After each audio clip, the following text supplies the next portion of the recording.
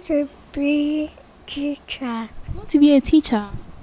Okay. Why do you want to be a teacher? Do you know why you want to be a teacher? Yes. Why do you want to be a teacher? I want to go to school. It's not fair. It's discrimination. Discrimination. And I don't want that. This child is a child of God. She deserves to be taken care of. Full of energy and dreams, Priscilla aspires to become a teacher.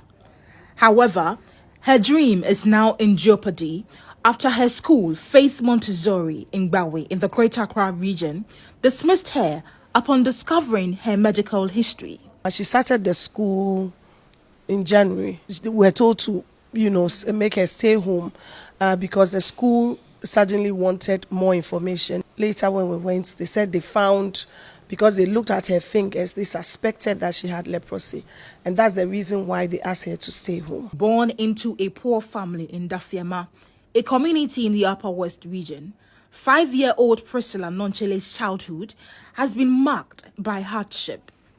She has gone under the knife for 5 times after being diagnosed with leprosy at age 2.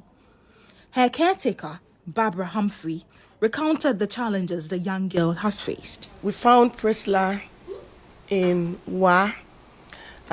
We got information she had contracted leprosy. Her mother had abandoned her. The family, not knowing what she was going through, said she was not human and they were going to kill her. So someone alerted Father Campbell and we sent for Priscilla to be brought down to Accra. Immediately started the treatment to get cured of leprosy. As a result, she went through 4 surgeries, amputations in Ghana. Through the help of Dr. Baumia, she was flown to Italy where they immediately treated the infection that she had. She underwent another surgery and amputation, the 5th one, which was very successful. The wound healed completely and she was given a prosthetic leg. After months of recovery, Priscilla was finally ready to start school. She was enrolled at Faith Montessori, but her time there was short-lived. Just 2 weeks into her education, the school dismissed her. Priscilla's foster father, Reverend Father Campbell, visibly heartbroken, expressed his frustration over the unfair treatment of little Priscilla. We want the best for her and for everybody here. That everybody has a right. Every child has a right to education. And this child has a right to education. And they've no reason to say, that they haven't got the facilities to take care of a child with blisters and to say that she spits out her food.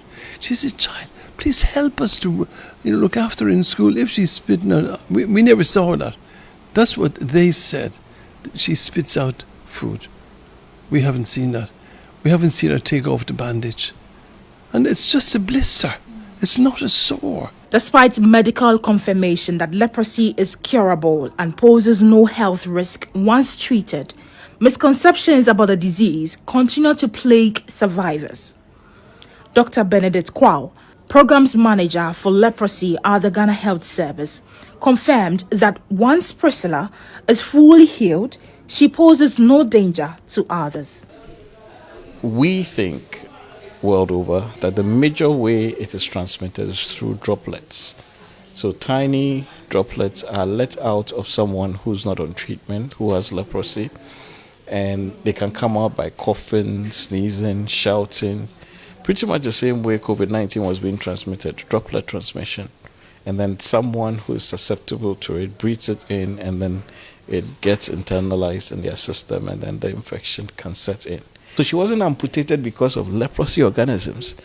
Even the doctors who managed her wanted to be extra sure. So they took some parts of the stump. We sent it to Ghana Standards Board. No leprosy. So she doesn't harbor any leprosy organisms in her. She's completely cured from leprosy. What she has now are the complications of the nerve damage, which can occur with diabetes, which can occur with anything that may affect nerves, and circulation. Now, somehow, because those things are there, she may wrongly be labeled as someone who has leprosy. This raises the question, why did Faith Montessori refuse to allow Priscilla back into the school? I'm currently here at Faith Montessori School here at Bowie concerning Priscilla's issue. I wanted to find out from the owners of the school what your side of the story is. I spoke to the administrator who categorically stated that she wasn't going to speak to me on camera and she was going to refer me to her boss, who I sat and waited for. Eventually, he asked me to leave my details with the reception and then he'll get back to me. But clearly, they do not want to speak to me. Stakeholders suspect discrimination is at the heart of the matter. Dr. Kwao warns that such stigma discourages early reporting of leprosy cases, which is critical for effective treatment and prevention. So one of our strategies is to try and find people early. And even when we find people early, try and prevent the disability. Because it is that would label the person, you know. And that's why people would then start forming those negative impressions and attributing negative characteristics to that individual, which is stigma. Child Rights International, an NGO committed to the promotion and protection of the inherent dignity of every child, wants policy reforms to protect children like Priscilla from discrimination based on their medical history. Already, they need socialization from other children. So if we exclude them, to say that we want to give them a special attention where they can also be integrated because of their mild conditions and all that, it makes it a bit difficult. So for us, I think that policy direction is key to compel the school system to be able to do what is needed, so that we don't see the school system discriminating against children with certain conditions that can be integrated within our school system. As Priscilla waits for another chance to pursue her education,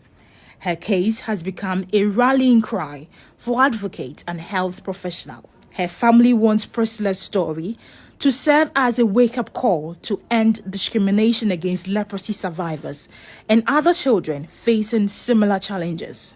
More education is needed to let people know she is not infectious. You can't get leprosy from her because she does not have leprosy, and you shouldn't be afraid of that.